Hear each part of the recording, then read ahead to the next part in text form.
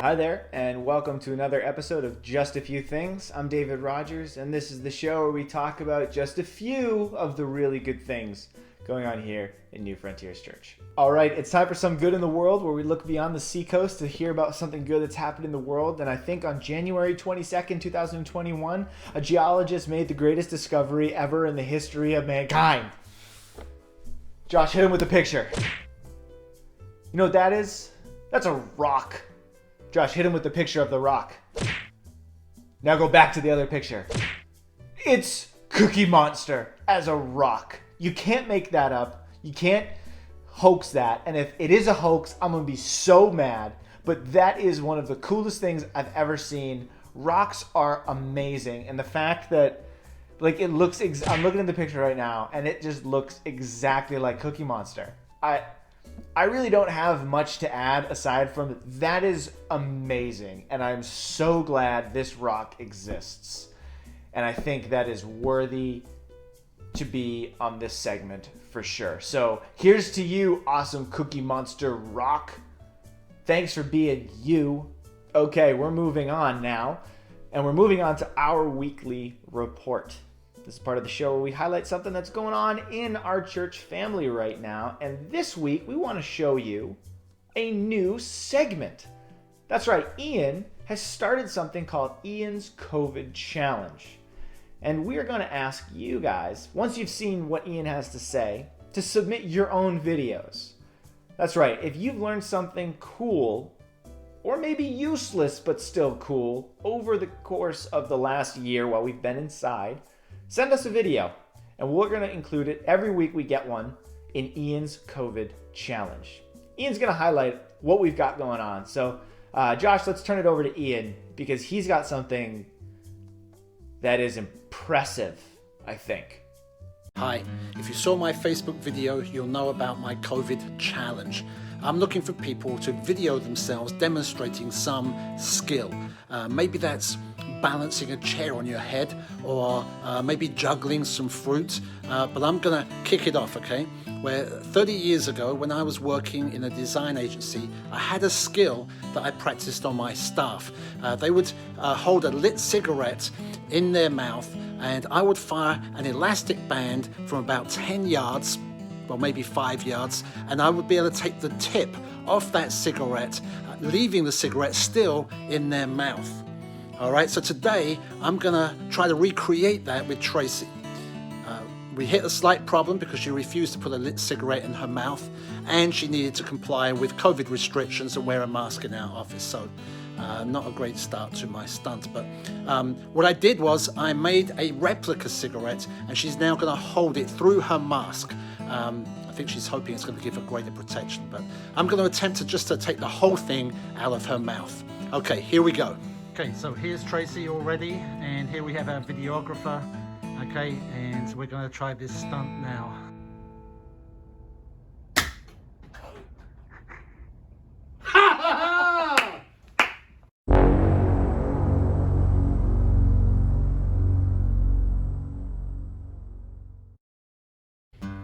Okay, part of the condition was Tracy gets to go as well, so here we go.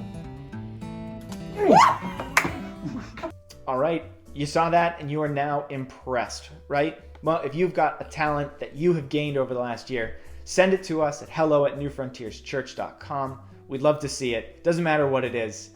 It does matter, but don't be stupid. Don't do something super stupid. Not as stupid as what we have here. This is what I'm really trying to say, what I think would be... All right, it's testimony time with a Y. This is part of the show where we hear a good story from someone within our church family. And this week, Ray has an amazing story to share with us about our first person who received a vroom vroom beep beep car. We've got the live reaction here. We also have the video of her with the car, and it is exciting and it is fun, and I'm just going to send it right on over there. When we gave out our first Vroom Vroom Beep Beep award, the candidate was pretty excited. Oh, wow. Yay. Yes. Woo!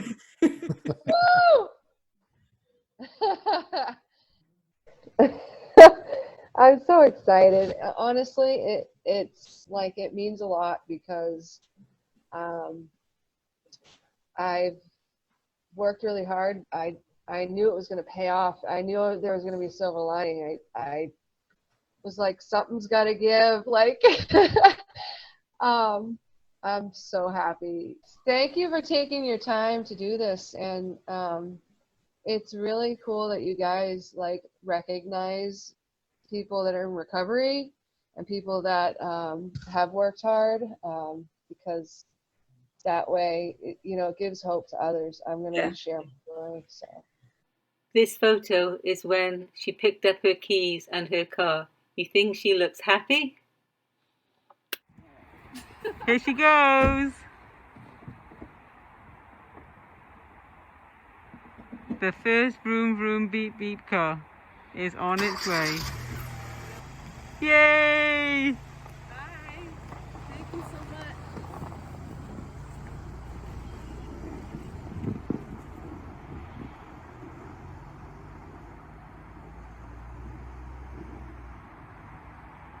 Yeah, I mean, that's just an amazing thing that's going on. I do want to point out, too, that anyone can get involved with giving to Vroom Vroom Beep Beep.